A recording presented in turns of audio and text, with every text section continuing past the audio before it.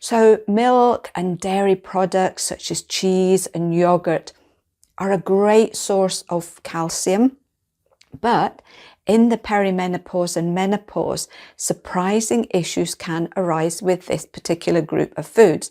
So today I'm going to look at them, how you can be aware of whether something is actually impacting on you and what you can do to help yourself. So we've been taught over the years, it's something I think we've all been brought up with, that dairy is really good for us, it's good for our health, it contains protein and we need it in order to have healthy bones. So this is all, certainly true, but things can change in the perimenopause and menopause. And one of the things we know is that our digestion can be impacted. So you could have spent, many, many years having no issues at all with any dairy foods whatsoever. You find them helpful, you get on with them, no digestive problems, and suddenly your digestion starts to change. You may develop dairy intolerance. So this can be when your digestive system starts to become really sensitive to either the milk proteins or the milk sugars, lactose. So with this, you can very often get symptoms such as cramping, bloating, diarrhea, and these symptoms often come along really quickly after you've eaten the particular food. Dairy is also very mucus forming, so it can cause things like catarrh, blocked sinuses. You might find that you just get bunged up all the time. It could be your ears start to be affected as well. It could be that you develop something called post-nasal drip, and basically it's just a feeling of catarrh dripping down the back of your throat most of the time. Bone health, so we need to look at that as well. So dairy is a good source of calcium, but you also need other minerals and vitamins to help the body use the calcium for your bones. So huge amount of calcium only foods may not be particularly beneficial. And the problem with dairy is it's high in calcium, but very, very low in magnesium. So you need to look at, in some form, having things like magnesium, vitamin D and vitamin K2 as well, and sometimes boron. All of these are needed and work synergistically with calcium in order for that to be good for really good healthy bones.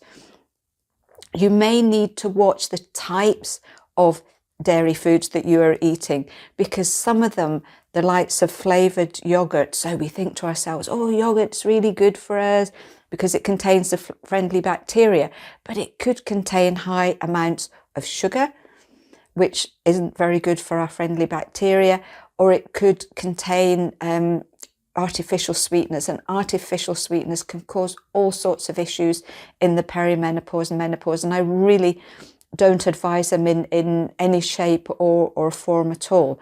So what can you do to find out whether dairy is going to be an issue for you?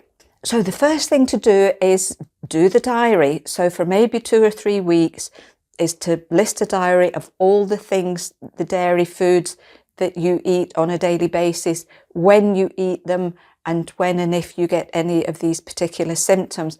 Remember that dairy is in a lot of pre-packaged foods. You might have a nice biscuit and not realise there's lactose in it or milk powder in it.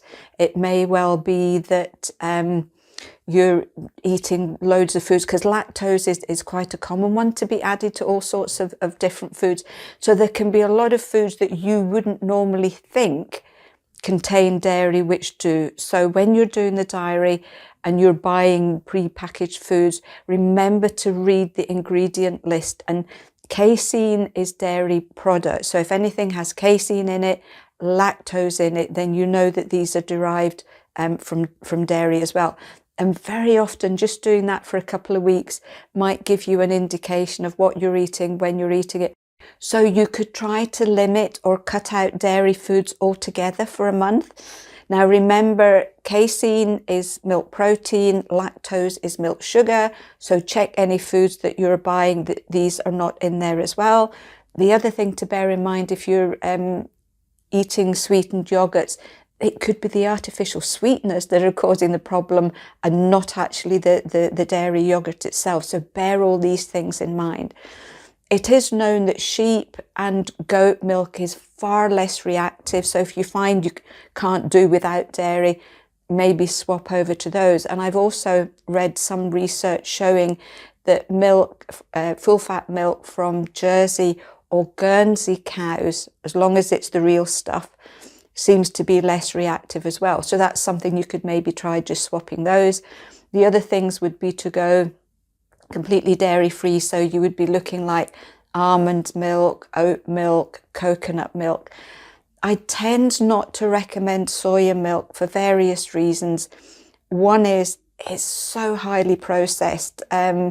If you have a minute, Google how soya milk is made and you will be absolutely astonished. And the other thing is, if your digestion is already really sensitive, then sort of soya products can sometimes cause bloating and upset as well. So just be aware of that particular thing too. You can get calcium. So if you're worried, if you're thinking, yes, but if I cut out dairy, where am I going to get calcium from for my bones?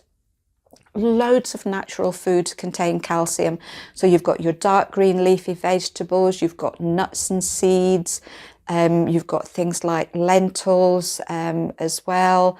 You can look at supplements such as our balanced perimenopause multi drink. So you could take that on a daily basis.